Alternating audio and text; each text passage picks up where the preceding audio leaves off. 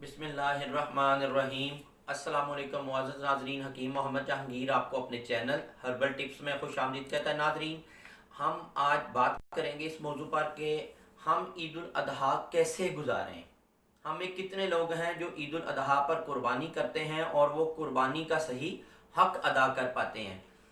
देखिए मोअज़्ज़ज़ नाज़रीन, हम लोग कुर्बानी करते हैं और उसके बाद हम अपने दोस्त अहबाब अजीज़ व करबा रिश्तेदार इन सब के घरों में गोश्त पहुंचाते हैं। हम अपनी दोस्तियां रिश्तेदारियां, इवन जो ज़्यादा अच्छे स्टेटस पर लोग होते हैं वो अपने कारोबारी और सियासी मामलात भी इस तरीके से डील करते हैं कि कुर्बानी उसका भी उनके अंदर भी एक ऑब्लिगेशन बन जाती है, ओब्लाइज किया जाता है।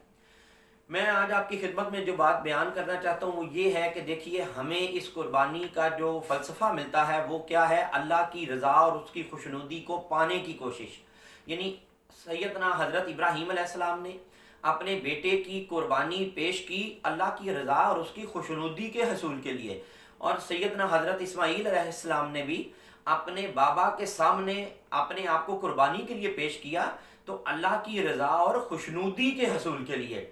तो मैं आप सब लोगों से इल्तमास करता हूँ कि आप कुर्बानी करते हैं बकरे की, बैल की, ऊंट की गर्दन पर तकबीर पढ़ के छुरी फेरते हैं, तो ये अमल अल्लाह की खुशनुदी और उसकी रज़ा के हसूल के लिए कीजिए।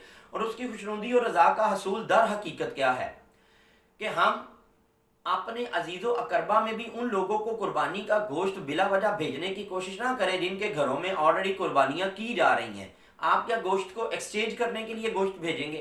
दोस्त अहबाब में भी वो लोग जो कुर्बानी करने वाले हों उन्हें ये कह दिया जाए कि भी मैं मुस्तहिकीन को ये गोश्त पहुंचाऊंगा जो आपके हिस्से का है, तो चूंकि आपने कुर्बानी की है आप मेरी तरफ मत लाइए, मैं भी आपकी तरफ नहीं लाऊंगा गोश्त।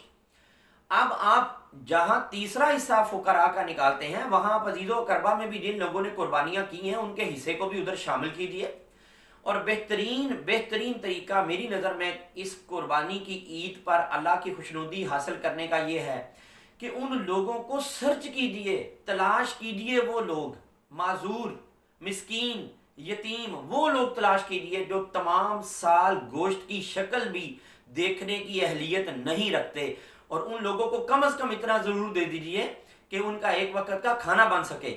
मैं अपने इर्द गिर्द देखता हूँ, गिरदो पेश में देखता हूँ, लोग बड़ी कुर्बानी करते हैं, बैल करते हैं, वेड़ा करते हैं, कुर्बानी में ऊंट करते हैं, और भेजा क्या जा रहा होता है हमसायों को, गुरबा को, 4 बोटियां, 1 हड्डी और 1 चर्बी का टुकड़ा, जिसमें ना तो वो बेचारे एक वक्त का खाना खा सकते हैं ना बच्चों को खिला सकते हैं। तो ये आपको फॉर्मेलिटीज पूरी करने का तो दीन कहीं हुक्म ही नहीं देता ना। दीन आपको ये हुक्म देता है कि आप में से बेहतरीन इंसान वो है जो अल्लाह के नज़दीक बेहतर है, और अल्लाह को वो अपने नज़दीक प्यारा है वो इंसान जो तकवा पर हो। और तकवा क्या है? तकवा ये है कि आप उसके उन बंदों तक रसाई पाने की कोशिश करें जिन बंदों तक नेमतें आसानी से नहीं पहुंच पाती, जो बंदे गुर्बत, अफलास और तंगदस्ती की ज़िंदगी गुजार रहे हैं। जब आप उन तक अपना ये गोश्त पहुंचाएंगे, आप उनकी खातर जो है वो फिरेंगे, आप उनकी खातर धूप और गर्मी में जो है वो वक़्त ज़ाया करेंगे, तो ये मेरी नज़र में वो इबादत है जिसका कोई नेमुल बदल नहीं।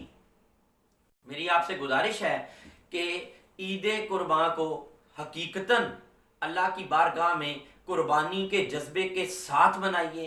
गोश्त खाने की रगबत से ज़्यादा गोश्त बांटने और मसाकीन, बेवा, यतीम और गरीब बच्चों तक, माजूर लोगों तक इसको पहुंचाने की कोशिश कीजिए।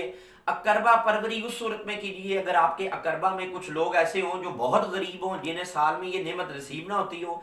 लेकिन अगर आपके अकरबा, आपके अहबाब, आपके दोस्त अच्छे स्टेटस पर हों, सब कुर्बानी करने वाले हों, तो खुदारा ये गोश्त फॉर्मेलिटीज़ पूरी करने के लिए बिल्कुल इस्तेमाल ना कीजिए। इसके मुस्तहकीन वो लोग हैं जो सारा साल इस नेमत से महरूम रहते हैं, और उन तक ये नेमत पहुंचाना, अपने तरफ से उन तक पहुंचने की कोशिश करना, यही मेरे ख्याल में, मुझे नहीं पता आप लोग इससे इत्तेफाक करेंगे या नहीं, लेकिन मुझ नाचीज़ बंदे के ख्याल में सबसे बेहतरीन अमल जो अल्लाह की रज़ा और खुशनुदी पाने का है वो जानवर की कुर्बानी के बाद यही अमल है कि उसके उन बंदों तक रसाई हासिल की जाए जो गरीब, मस्कीन और यतीम और माजूर हों।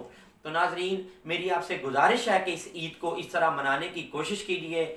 हमें اپنے رسول کی امت کے ہر فرد کو اسی طرح اپنے قریب رکھنے اور جاننے سمجھنے اور محسوس کرنے کی کوشش کرنی چاہیے جیسے اللہ کریم نے ہمیں یہ فرما دیا ہے کہ انما المؤمنون اخوۃ، اور رسول کریم نے یہ بھی فرمایا کہ میری امت ایک جسم کی مانند ہے، اس کے کسی بھی عضو میں درد ہو تو جسم اس کو محسوس کرتا ہے۔ تو اگر ہم بھی اپنے رسول کی امت کے اندر ایسے لوگوں کی جو ہے وہ بھوک پیاس اور تکلیف کو محسوس کریں گے تو یقیناً ہمارے رسول کی بھی خوشی ہمیں حاصل ہوگی۔ آقا علیہ الصلوۃ والسلام سید المرسلین خاتم النبیین محمد مصطفیٰ صلی اللہ علیہ وآلہ وسلم بھی روز آخرت ہم پر خوش نظر آئیں گے اور ہمارا رب بھی ہم سے راضی ہوگا۔ اللہ آپ سب سے راضی ہو۔